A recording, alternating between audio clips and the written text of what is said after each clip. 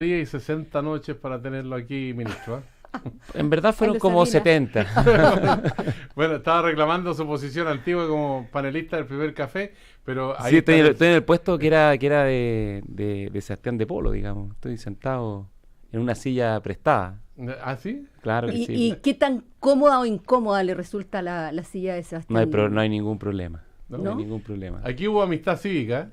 Sí, bastante. Peleamos un poco, pero al final del día siempre yo creo que había espacio para tener un diálogo Mm. franco y que yo creo que dentro de todo mostraba que hay, y esa es la expectativa que tenemos como gobierno, hay espacios para construir proyectos comunes que nos unan y yo creo que son más las cosas que nos unen que las que nos dividen. ¿Era más Ahora, fácil el diálogo cuando se estaba fuera del gobierno o ahora desde el gobierno, ministro Blumel? Lo que pasa es que hay una diferencia, que cuando tú eres oposición tú no estás obligado a nada, cuando eres gobierno estás obligado a avanzar, estás obligado a impulsar tu agenda, tus proyectos, y nosotros somos un gobierno que tiene una particularidad y una complejidad adicional, que tuvimos un tremendo respaldo en la elección presidencial, pero tenemos minoría en la Cámara de Diputados y el Senado. Por lo tanto, eso hace más complejo, digamos, sacar adelante la agenda, porque tenemos una obligación de conversar, de dialogar. Ahora, también lo hacemos por convicción, porque creemos, y lo dijimos en la campaña presidencial, que a Chile le hacía falta y le hace bien tener más diálogo, tener más amistad cívica. ahora, en la agenda ProMujer se hizo un ruido bastante grande con respecto a la cotización en las ISAPRE que se le aumenta para los hombres para compensar, digamos, la desigualdad que hay con las mujeres. Pero al mismo tiempo se repara que esta situación, lo han dicho también los auditores aquí en el Diario de Cooperativa, y el gobierno ha hecho focus group y encuestas al respecto, y hay ese dato, en el sentido de que se considera que aquí se favorece a las ISAPRE, que obtuvieron 70.000 millones de pesos de utilidad el año pasado, aumentando considerablemente las utilidades en relación con el año anterior. A ver, lo primero que yo quiero plantear es que la reforma de la ISAPRE es una reforma grande, es una reforma bien estructural, es una reforma bien importante. No es lo único que hay que hacer en salud, porque hay que recordar también que en la ISAPRE está solo el 18% de los chilenos, Ujú. mientras que el 82% restante está en FONASA. Por lo tanto, el corazón de la reforma a la salud está en FONASA. Pero ahora estamos hablando de la ISAPRE y la ISAPRE requieren una reforma muy a fondo. No solo por los problemas de discriminación de género, sino también por los problemas de preexistencia, por los problemas también que enfrentan los adultos mayores, en fin, hay una serie de aspectos del sistema de ISAPRES que no están bien resueltos y que tenemos que cambiar. Ya, pero en el caso de la discriminación que se pretende resolver a través de mayor cotización de los hombres, que se considera por muchos injusta. Lo que pasa es que el problema es más de fondo. Yo recomiendo hoy día, hay una buena nota en la tercera que muestra cómo evolucionan los precios, la tabla de factores, digamos, Ujú. por edad y por sexo. Y lo que uno puede ver es que el sistema discrimina no solo contra las mujeres, sino, por ejemplo, también contra los adultos mayores, que terminan pagando 4 veces el precio del plan en comparación a las personas más jóvenes. En el caso de las De un mujeres, hombre entre 15 y 20 años. 4 veces exactamente. más. O en el caso de las mujeres en edad fértil, 3 veces más caros los planes que sus pares hombres. Por lo tanto, hay un problema bien de fondo y yo creo que hay algo que hay que entender. El sistema requiere introducir elementos de solidaridad y eso implica que los jóvenes tienen que también ponerse para las personas mayores, los sanos con los enfermos y naturalmente los hombres con las mujeres. Y eso además requiere una reforma al sistema, a la forma en que está organizada esa industria, y eso significa que también las ISAPRES van a tener que poner de su parte. ¿Y de qué manera van a poner de su parte, ministro Blumel? ¿Qué es lo que quedaba como en la duda en la última jornada? Porque lo que planteó el presidente Sebastián Piñera antenoche en el programa de Televisión Nacional fue: aquí se van a subir los planes de los hombres y se van a bajar un poquito los de las mujeres. Entonces, ahí quedó la duda. ¿Por qué subir los de los hombres y bajar un poquito los de las mujeres? ¿Dónde va a estar el aporte de las ISAPRES? Lo que pasa es que la reforma que nosotros estamos trabajando, que hoy día está en una mesa técnica y que vamos a resolver en los próximos meses, de hecho el ministro de Salud dijo que espera tener esta reforma en el Congreso del segundo semestre de este año, apunta, yo diría, a 3 aspectos fundamentales. 1, una mejor regulación. 2, una mayor fiscalización. Y 3, mayor competencia. Y esos 3 elementos combinados, nosotros esperamos que generen un efecto de hacer que los precios bajen en general. Bajen en general. Ahora, naturalmente, si nosotros queremos terminar con esta discriminación que hay con las mujeres que cargan solas con el costo del embarazo, naturalmente hay que compartirlo entre hombres y mujeres. Pero el objetivo de fondo es contener los precios y eventualmente que los precios tiendan a bajar en general, porque hoy día tenemos un problema de escalada de precios que es muy importante. Y a eso apunta, perdón, ministro, el plan único del que se ha hablado en este último tiempo. Ese plan único va a ser obligatorio para algunos, voluntario para todos. No, lo que pasa es que El objetivo de la reforma, que está, como les decía, en desarrollo, pero el objetivo de fondo de la reforma es introducir mayores elementos de solidaridad para terminar con las preexistencias y con las discriminaciones. Y eso implica o requiere la creación de un plan único de salud, que va a ser un plan para todos los afiliados al sistema, y que todas las ISAPRES van a estar obligadas, digamos, a otorgarlo a todos los afiliados y a todos quienes lo requieran. Y eso va a hacer que al final se pueda terminar con todos estos problemas que tiene el sistema. Y nosotros además esperamos, como les decía, al tener planes únicos, que haya mayor posibilidad de comparar precios. Hoy día hay cerca de, leí por ahí, 7.000 planes distintos que hacen imposible la comparación. La gente no puede escoger, no tiene claridad realmente los servicios que está tomando, por lo tanto, ahí hay un cambio bien estructural que hay que hacer. Ayer la ministra Cecilia Pérez, perdón Sergio, lo último nomás con esto, hablaba de la posibilidad de tocar las utilidades de las ISAPRE. Decía ella: hoy día hay ISAPRES, al menos yo conozco uno, que en una acción positiva puso un tope a las utilidades en un 4% para entre hombres y mujeres, se repartía esa torta bajo una base solidaria. ¿Se va a tocar entonces las utilidades de las ISAPRES también, ministra? Nosotros estamos explorando todas las alternativas posibles para poder terminar con los problemas del sistema y poder tener un sistema de salud privada que sea más solidario y que otorgue un acceso sin ningún tipo de discriminación. Eso es lo fundamental. Y junto con eso, con una mayor regulación, efectivamente lo que esperamos es que se bajen los precios, que evidentemente eso tiene que tener un efecto en las utilidades. Se lo preguntaba porque las ISAPRES dicen limitar utilidades perjudicaría la calidad de la salud privada. Por lo tanto, yo creo que lo que hay que hacer es abordar esto con cuidado, con responsabilidad, sin ningún tipo de populismo. No es una reforma simple, es una reforma compleja. Hay que recordar una cosa: esta es una reforma que se lleva prometiendo más de 10 años. En el primer gobierno del presidente Piñera avanzamos muchísimo. Tuvimos un proyecto que se aprobó en la Cámara de Diputados, llegó en el Senado, pero en el Senado trancaron la pelota y finalmente esa reforma naufragó. Por lo tanto, nosotros queremos retomarla y vamos a abordar todos aquellos aspectos que sea necesario abordar. Ahora, ¿cómo se va a manejar la integración vertical donde hay compañías de seguro que al mismo tiempo son dueñas de clínicas y eso constituye un elemento que se considera negativo para el funcionamiento del sistema? A ver, bueno, esos son aspectos bien técnicos de la reforma y como te decía, Sergio, hoy día hay una mesa técnica trabajando. Yo creo que no me corresponde adelantar detalles bien específicos, pero sin duda un tema que se está mirando en la discusión y que vamos a tener que abordar durante el debate. Ahora, con respecto a las salas cuna, que otro aspecto también que mencionó el presidente de la República, hay inquietud en las pequeñas y medianas empresas, las microempresas, de cómo van a resolver esa ecuación, porque eso significa una inversión importante para poder atender esas necesidades de las madres que llevan a sus hijos al lugar de trabajo. A ver. Hablan de 200, 300 mil pesos por niño. La reforma de la sala cuna, que es lo que nosotros llamamos la sala cuna universal, debe ser una de las reformas. A mí me tocó, ustedes saben, elaborar el programa de gobierno, o coordinar la elaboración del programa de gobierno para no ser tan pretencioso. Es una de las reformas más sentidas y más importantes de nuestro programa y que más cariño le tiene el presidente Piñera. ¿Qué significa la reforma? Hoy día hay un problema en nuestra regulación laboral, el artículo famoso 203, que estaba bien inspirado, pero discrimina contra las mujeres. ¿Por qué? Porque establece una obligación a todas las empresas que tienen 20 o más trabajadoras de financiar la sala cuna de sus trabajadoras. ¿Qué efecto produce eso? Que muchas empresas se quedan con 19 o menos trabajadoras para no tener que asumir esta obligación. Y eso hace que muchas mujeres estén fuera del mundo del trabajo y no puedan tener el acceso a un buen empleo. Hoy día hay del orden de 1 millón de mujeres que está excluida del mercado laboral y que podría estar participando. Y eso tiene efectos en materia de inclusión, de justicia, de equidad, de autonomía. Uno de los ejes de la agenda mujer es la autonomía de las mujeres. De pobreza en las familias. Efectivamente, de hecho, los hogares más pobres hoy día están mayoritariamente constituidos por jefas de hogar que tienen empleos precarios. Entonces, este es el tipo de reforma que hacen que, o nos dan la posibilidad de que Chile sea un país mucho más inclusivo y mucho más equitativo. ¿Quién y cómo se asume el ¿Cómo costo? se le pone el cascabel al gato, como se dice hoy día? Sí.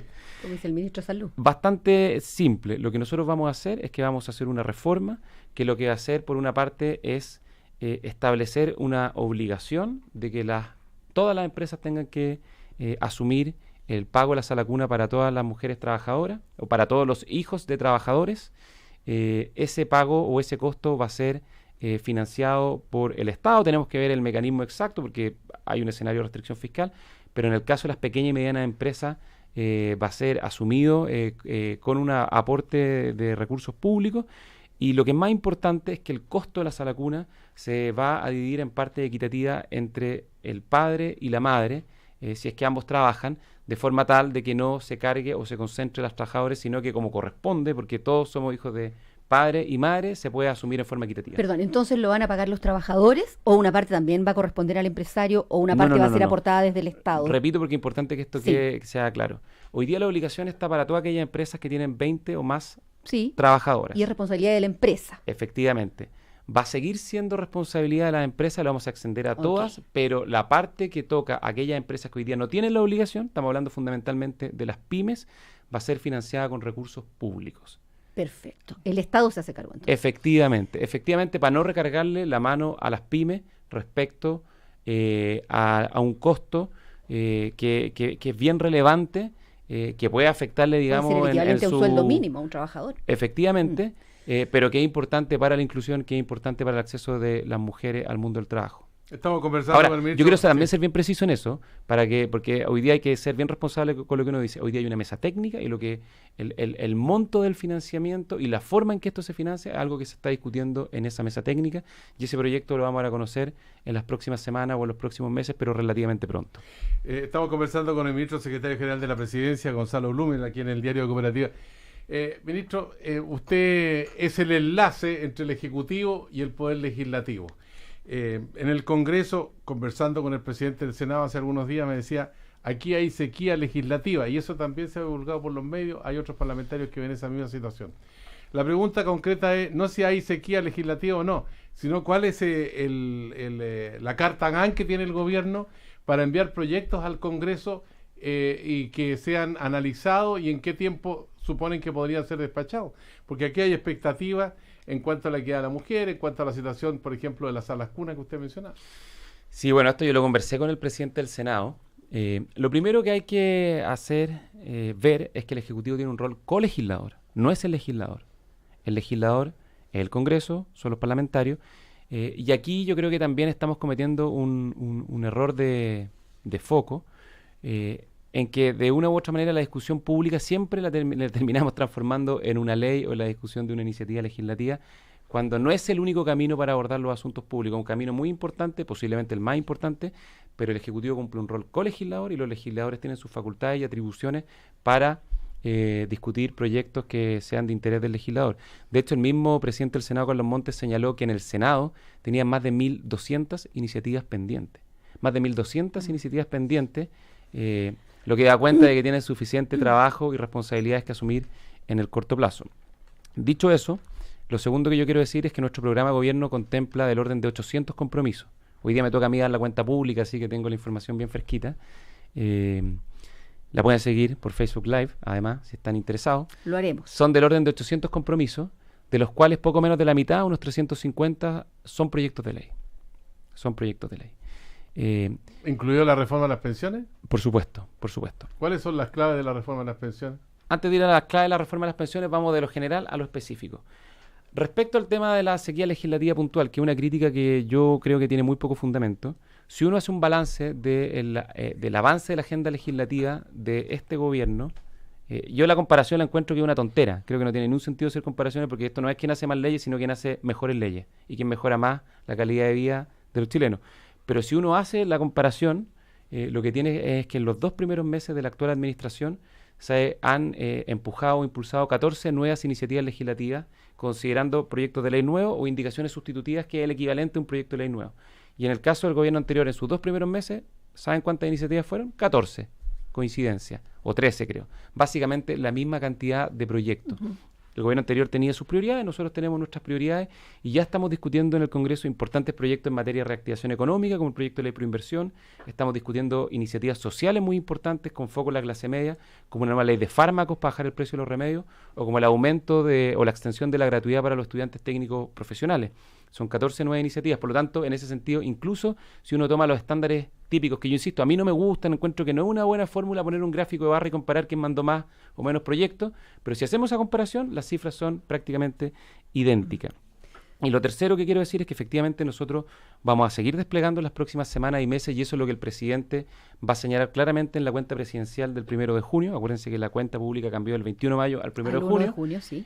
Va a dar cuenta de cuáles son los avances de este proceso, de estos 2 meses, donde ya tenemos los 5 acuerdos nacionales en marcha, 14 nuevas iniciativas legislativas, y cuáles son los proyectos que vienen, y vienen proyectos muy importantes en la discusión de la agenda, como por ejemplo el proyecto, bueno, el próximo lunes vamos a ingresar la reforma constitucional que establece la igualdad de derechos entre hombres y mujeres, que es un proyecto muy simbólico, muy importante de la agenda de mujer que se anunció en La Moneda.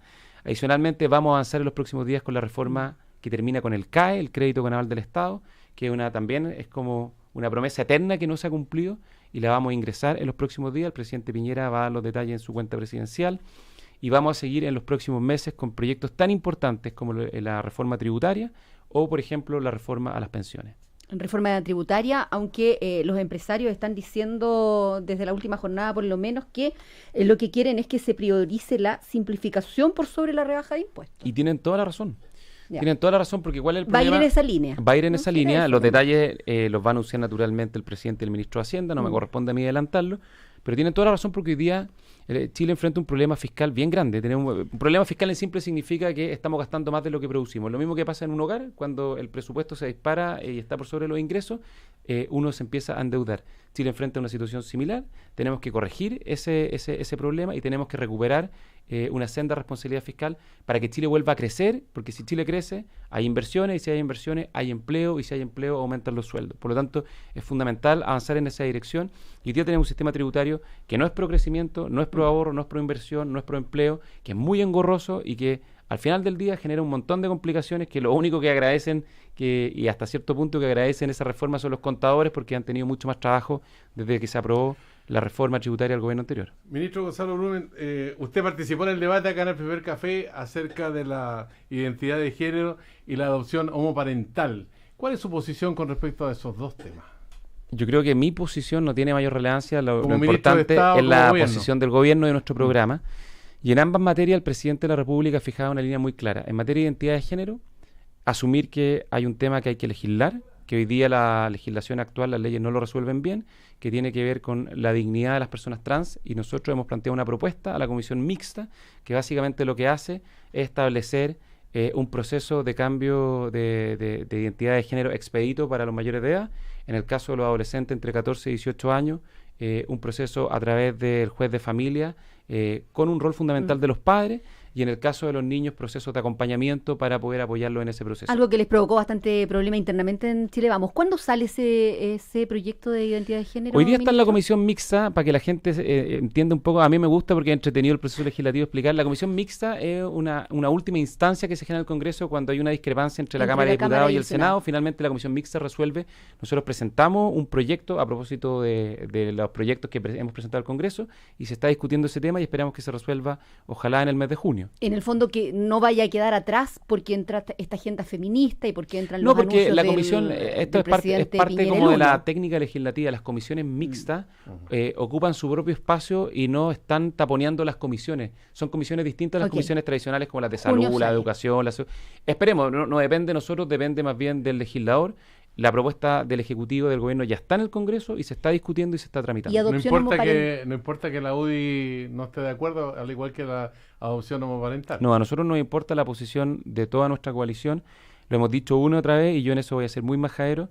Primero, nuestra tarea es construir acuerdos al interior de nuestra coalición y posteriormente buscar acuerdos con la oposición. Somos responsables en ese sentido, somos un gobierno coalición, estamos en minoría en la Cámara de Diputados, en el Senado, y siempre vamos a hacer desde nuestra coalición la construcción de puentes para generar acuerdos con la oposición. Anoche, aquí en lo que queda del día, la directora del Sename, Susana Tonda, se mostraba disponible, favorable, de acuerdo con la adopción homoparental, esto dentro del proyecto de matrimonio igualitario.